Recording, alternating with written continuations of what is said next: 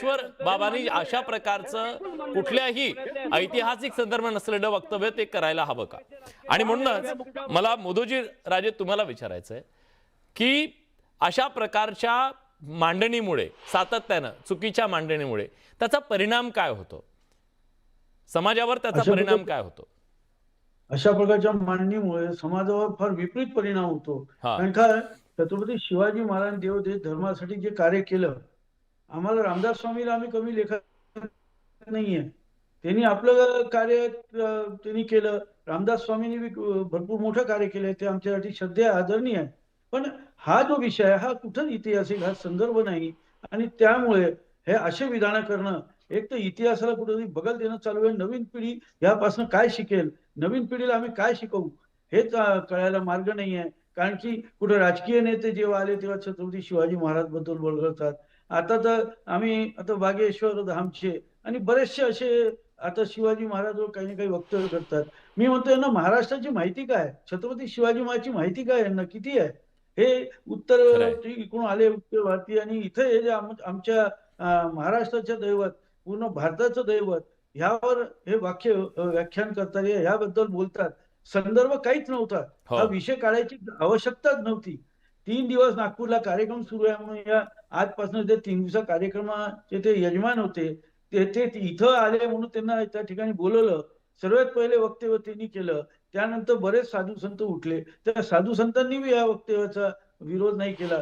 पण आज मुख्यमंत्र्यांनी कमीत कमी त्यांनी सांगितलं की ऐतिहासिक दाखला त्यातली स्पष्टता तरी आली, कुठं ना कुठं त्यांनी आपलं मत स्पष्टपणे मांडलेलं आहे की याला कुठला ऐतिहासिक संदर्भ नाहीये, आणि ते खूप महत्वाचं होतं. अमोल मिटकरी आपल्या सोबत आहेत. वेळ कमी आहे माझ्याकडे म्हणून मी एक छोटीशी कमेंट घेतो. अमोलजी, तुम्ही मला वेळ कमी देत असता. नाही, पण आता मी मुद्दाम तुमच्याकडे आलो, बाकी सगळ्यांकडे जाण्याच्या ऐवजी. मुद्दा हा आहे, अशा प्रकारचे स्टेटमेंट सातत्यानं होऊन जो गोंधळ निर्माण होतो समाजात, जी दिशाभूल होते, हे रोखण्यासाठी काय करायला हवं? मला असं वाटते, असे काही धार्मिक कार्यक्रम असतील, मंदिराचे कार्यक्रम असतील, तर महाराष्ट्राच्या मराठी संत परंपरेच्या लोकांचा त्या ठिकाणी त्यांना बोलवायला काय हरकत आहे. वारकरी संप्रदायाची लोक जर तिथे आले असतील तर त्यांना अधिक त्यामध्ये तुकाराम महाराज सांगता आले असते, ज्ञानेश्वर महाराज सांगता आले असते, छत्रपती शिवाजी महाराजांचा इतिहास सांगता आला असता, जर सांगायचं होतं तर. आता धीरेंद्र बाबाचा आपल्या महाराष्ट्राच्या मातीचा काही संबंध दूर दूर येत नसताना मी तुम्हाला सांगतो, धीरेंद्र बाबाला एवढी अक्कलच नाही आहे. तुम्ही रविशंकरजींचं स्टेटमेंट बघा, तेच स्टेटमेंट त्यांनी कॉपीराईट मारलेलं आहे, दुसरं काहीच केलेलं नाही. आणि दुसरं असं आहे की मला एका पानाची दासबोधामधल्या शंका आहे. आता मी त्याची प्रिंट काढली. आता हे कितपत खरं कितपत खोटं हे मला असं वाटतं आनंद दवे चांगल्या पद्धतीने सांगतील, माझे मित्र आहेत. आणि आज ते फार म्हणजे अगदी ठणठणीत आणि खणखणीत बोललेत. त्याच्यामध्ये क्वार्टरली ऑफ द भारत इतिहास संशोधन मंडळ पुणे व्हॉलंटियर 61 नंबर 1 जुलै 1982 मूळ दासबोधातील अस्सल चित्र अशा पद्धतीचं आहे. आणि याच्या खाली जे काही लिहिलेलं आहे, आता हे कितपत खरं कितपत खोटं हा संशोधनाचा नंतरचा विषय आहे. पण याच्यामध्ये असं वाक्य आहे की राजे काय पायाचा मी दास शहा अर्जी ऐकावी, शिवाजीच्या राज्याची धुडदान व्हावी, दासाचाही दास आपुल्या मी रामदासीन, दरबार आपुला आदिलशाही हीच माझी काशी. आणि इथे आपल्याला रामदास स्वामी दिसतात वगैरे वगैरे असं दिसतं. आता हे माझ्याकडे हा एका पुस्तकातला पुरावा आहे.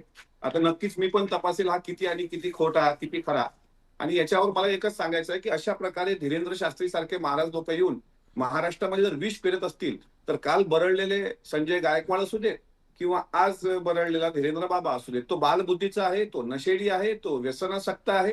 आणि अशा बाबाला आता ट्रीटमेंट करता मला असं वाटते ते माफी मागणार नाही.